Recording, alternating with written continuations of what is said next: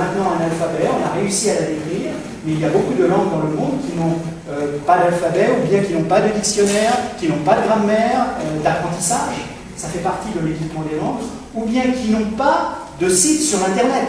Aujourd'hui, pour enseigner une langue, si on n'a pas une référence à un site sur Internet où on aura des exemples matérialisés de cette langue, à l'écrit bien entendu, mais aussi à l'oral, sous la forme de petits clips vidéo que mes collègues québécois appellent des capsules vidéo, et bien dans ce cas-là, ces langues risquent de disparaître puisqu'elles ne pourront pas être enseignées. Elles seront au mieux transmises de génération en génération, au mieux, mais c'est une voie qui est en péril pour les petites langues. Si elles ne sont pas enseignées, elles ne seront pas valorisées. Alors, poser la question des politiques linguistiques, c'est dire quel but se fixe, j'ai écrit 2 fois se fixe, se fixent les États et les entités supra-étatiques qui aujourd'hui dans le monde prennent de plus en plus d'importance. On connaît dans la région les aléas du Mercosur, mais c'est une entité supra-étatique qui a des influences sur la vie de chacun des pays. Évidemment, on connaît bien ça en Europe avec l'Union européenne. Donc ces entités, comme les États, ont des politiques linguistiques à avoir et il faut qu'elles se fixent des buts en fonction d'un certain nombre de finalités économiques, politiques, éducatives, scientifiques et culturelles qu'elles veulent défendre.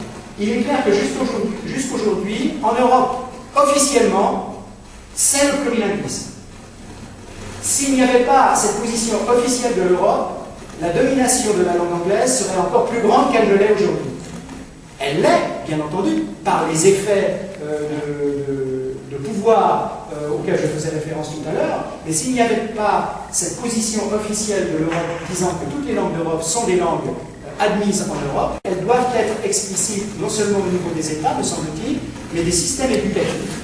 Dire clairement, si on veut le monolinguisme, il n'y a pas de problème, on supprime toutes les autres langues et on n'enseigne que l'anglais. C'est clair, on vit dans des démocraties maintenant, le choix des citoyens est d'élire des représentants. Si les représentants disent, eh bien, dire qu'est-ce que l'on veut pour l'Argentine aujourd'hui en matière d'enseignement des langues, clairement. Alors si les politiques, puisque comme on va le voir, les mobilités s'accroissent dans le monde et la quantité de diaspora s'accroît aussi, et les diasporas sont des véhicules linguistiques et culturels très importants, les langues d'adoption. Et à partir du moment où on est de plus en plus mobile dans le monde, eh bien pour des raisons linguistiques, et depuis ce moment-là, le premier marqueur du poids des langues dans le monde, c'est la démographie. Ce qui fait qu'une langue existe, c'est qu'on la parle, ensuite qu'on l'écrive, maintenant qu'elle passe sur Internet. Mais pour la parler, il faut avoir des capacités d'interagir avec une population plus ou moins importante. Si on vit en vase clos, si on n'a pas de contact avec d'autres populations, eh bien, progressivement, la langue va s'étioler, puisqu'elle ne pourra pas vivre, et qui est vraiment caractéristique. Ce qui la rend plus active et plus visible, c'est la dimension planétaire et les effets de sa rapide. On est rentré dans des flux et la création de pôles sur toute la planète qui se distillent ou qui rapetissent d'une année sur l'autre, de quelques années, entre quelques années, qui prennent des dimensions importantes et qui se réduisent par des effets de décision politique ou bien par des effets de l'économie, les fameuses crises économiques, qui ont des répercussions aussi sur les langues parlées dans le monde, certainement. Alors, on est dans une situation très très intéressante puisque depuis les années, en gros, l'époque où je me trouvais ici, la chute du mur de Berlin, ça ne nous concernait pas directement, mais on en a tous entendu parler à ce moment-là. Eh bien, vous vous souvenez qu'à l'époque, il y avait beaucoup de pays qui, derrière ce qu'on appelait le rideau de fer, le pays de l'Est, les gens n'avaient pas le droit de sortir de chez eux, de leur pays.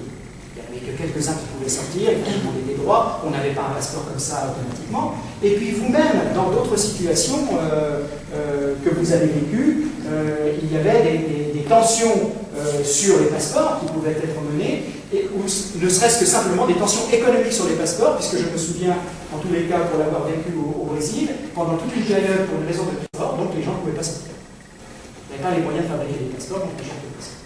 Donc à partir des années 90, les choses changent radicalement. On peut sortir de pratiquement tous les pays dans le monde aujourd'hui, excepté deux, la Corée du Nord et Cuba.